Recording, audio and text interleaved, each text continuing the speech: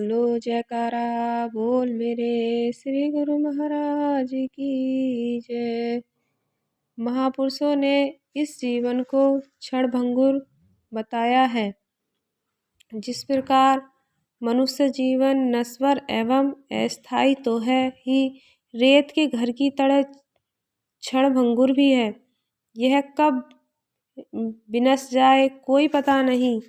हो सकता है कि मनुष्य जो श्वास ले रहा है वही उसका अंतिम श्वास हो। इसीलिए संत महापुरुष का उपदेश है कि इस बात को ध्यान में रखकर मनुष्य को चाहिए कि अपने वास्तविक काम अर्थात परमात्मा के भजन सुमिरन में आलस्य, प्रमाद एवं टालम टोल कदापि नहीं करने चाहिए, अपितु श्वास श्वास में सुमिरन करे, जिससे कि उसका मनुष्य जन्म सफल एवं सार्थक हो जाए। व्याख्या बताई गई है कि परमात्मा ने जीव को मनुष्य जन्म देकर इस संसार में भेजा है, परंतु मनुष्य का यह जीवन स्थायी अर्थात सदा रहने वाला नहीं है। यह तो एक न एक दिन इस शरीर को छोड़ देगा। आज तक जो भी इस संसार में आया है वह एक न एक दिन मिट गया है। मनुष्य को चिताते हुए संसार की नश्वरता का वर्णन करते हुए एक साधु कथन करते हैं कि ए बाबा, यह साधु पुकार पुकार कर कह रहा है कि यह संसार गुजर जाने का स्थान है, सदा रहने का स्थान नहीं है। यहाँ इस संसार में जो भी आया है वह जाने की ओर अर्थात मृत्यु की ओर मुख किए हुए है। इसीलिए तू संसार में अपना दिल मत फंसा। यहाँ आकर न ज्ञानी रहे, न ध्यानी रहे और न ही वे रहे जिनकी समता करने वाला संसार में कोई नहीं था। अंततः तो सब नश्वर है। एक दिन सबको यहाँ से जाना ही पड़ता है। नित्यता और स्थायित्व तो यहाँ पर किसी को भी नहीं रहना। न ही यहाँ बड़े बड़े योद्धा रहे, ना ही वीर रहे, ना ही बादशाह रहे और ना ही मंत्री रहे और ना ही धनवान रहे, ना ही साधु रहे। यहाँ यदि कुछ सदा रहता है तो एकमात्र प्रभु का नाम ही है। सतपुरुष श्री गुरु अर्जुन देव जी महाराज के प्रवचन है कि बादशाह, साहूकार, व्यापारी सभी को अंततः मृत्यु को प्राप्त होना है। जो भी यहाँ दिख पड़ता है सबको एक दिन काल का ग्रास बनना है। मनुष्य सदैव मिथ्या मोह में फंसा रहता है, परंतु जब संसार का सब कुछ छोड़कर जाना पड़ता है तब पश्चाताप करता है। एक बात और भी ध्यान देने वाली है, वह यह है कि मनुष्य जीवन नश्वर तो है ही, क्षणभंगुर भी है, अर्थात यह कब विनश जाए इसके बारे में कोई भी भविष्यवाणी नहीं कर सकता। हो सकता है कि मनुष्य जो श्वास ले रहा हो वही उसका अंतिम श्वास हो। सतपुरुष श्री गुरु अर्जुन देव जी महाराज अपनी वाणी में फरमाते हैं कि यह संसार, जिसे मृत्युलोक अथवा मर्त्यलोक कहते हैं, बालू के घर की तरह क्षणभंगुर है। इसे नष्ट होते वैसे ही कोई देर नहीं लगती, जैसे लगातार बूंदें पड़ने से कागज की नाव को नष्ट होते हुए देर नहीं लगती। ए मन, विचार कर, सिद्ध, साधक, गृहस्थी और त्यागी और योगी सबको अंततः सब कुछ छोड़कर यहाँ से जाना ही पड़ता है। यह संसार रात्रि के स्वप्न के समान है। जो भी यहाँ दृश्यमान है सबको नष्ट होना है। इसीलिए ज्ञानी मनुष्य, तू क्यों इससे आसक्त है? जरा आँख खोलकर देख तो सही कि तेरे भाई, तेरे मित्र आदि कहाँ हैं। कुछ संसार से जा चुके हैं और कुछ अपनी बारी आने पर चले जाएंगे। यहाँ पर किसी को भी स्थायित्व नहीं है।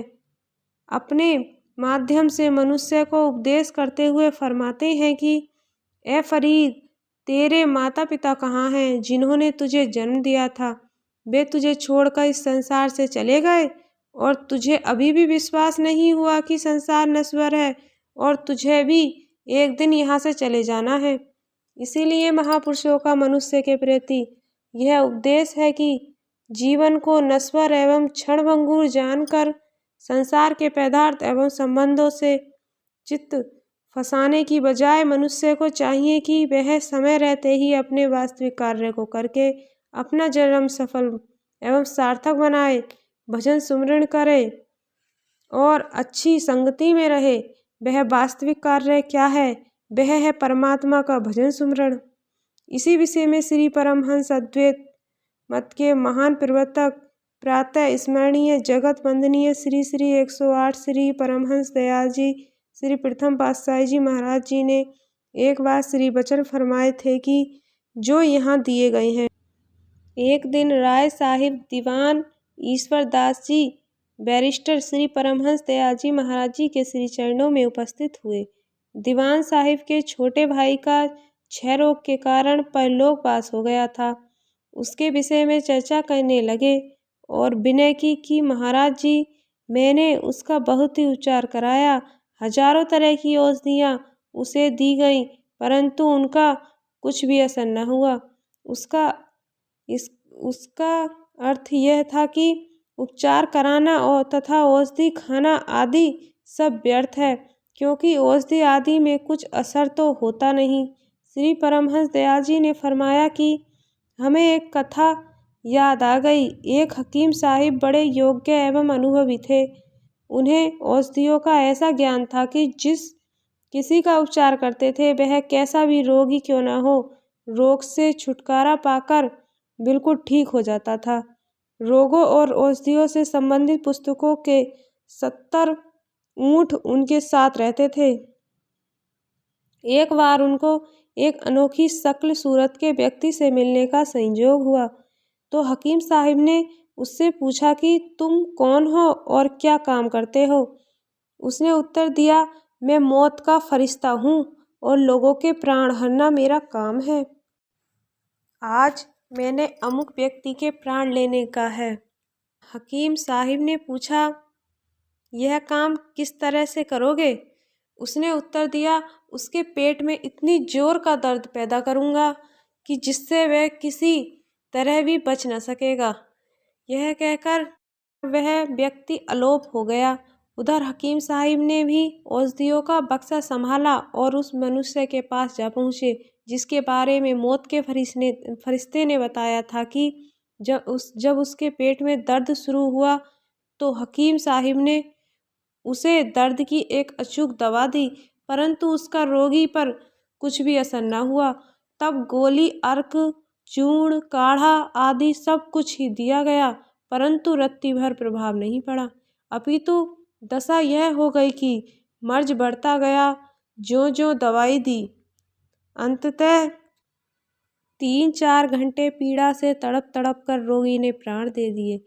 उसकी मृत्यु से हकीम साहिब को अंततः दुख हुआ। वे सोचने लगे कि मनुष्य जब मृत्यु को प्राप्त होता है तो उसके सामने कोई औषधि प्रभावकारी नहीं हो सकती, तो फिर उपचार किसका करे और ये पुस्तकें तथा औषधियाँ क्यों लादे लादे फिरूं? यह विचार करके तथा सब सामान लेकर नदी के किनारे जा पहुँचा और निश्चय करने लगा कि यह सब कुछ तो जल के समान है और उसे जल में बहाने लगा। उसी समय वह अनोखी शक्ल सूरत वाला व्यक्ति सामने आकर उसके उपस्थित हो गया और कहने लगा कि हकीम साहिब, यह आपको क्या धुन सवार हुई? हकीम साहिब ने उत्तर दिया, जब इन औषधियों से कोई लाभ ही नहीं होता और न इनका कुछ प्रभाव ही होता है तो फिर इन औषधियों के रहने से क्या लाभ है? क्यों न इनको डुबो दिया जाए? मौत के फरिश्ते ने कहा, यह बात नहीं कि प्रभाव न हो। भगवान ने जिस वस्तु में जो गुण रखा है वह अपना प्रभाव अवश्य रखती है, परंतु उस समय जबकि प्रभाव प्रकट करने का अवसर मिले। और दोनों जितनी भी औषधि हकीम साहिब ने रोगी को दी थी वे सब की सब दिखलाकर कहा कि जिस समय ये औषधियाँ रोगी के गले से उतरती थी तत्काल ही मैं ले लेता था। मैंने किसी औषधि को पेट के अंदर जाने ही नहीं दिया। फिर बताइए कि प्रभाव किसका प्रकट हुआ? इस प्रकार हकीम साहिब को समझा बुझाकर पुस्तकों और औषधियों को नदी में डुबोने के विचार से रोक दिया। यह कथा सुनाकर श्री परमहंस दयाल जी ने फरमाया कि इसीलिए मनुष्य को चाहिए कि अपने कर्तव्य से असावधान ना रहे। औषधि लेना और परहेज करना मनुष्य का कर्तव्य है। आगे रोग का निवारण करना और स्वस्थ करना यह विधाता का काम है, अतः उसी पर छोड़ देना चाहिए। दूसरी बात यह है कि मनुष्य इस सच्चाई को सदा स्मरण रखे कि मनुष्य मृत्यु अवश्यभावी है और इससे कोई भी बच नहीं सकता। इसीलिए समय रहते ही भजन सुमरण करके मनुष्य को जीवन के वास्तविक उद्देश्य को पूरा करना चाहिए। बोलो जयकारा बोल मेरे श्री गुरु महाराज की जय।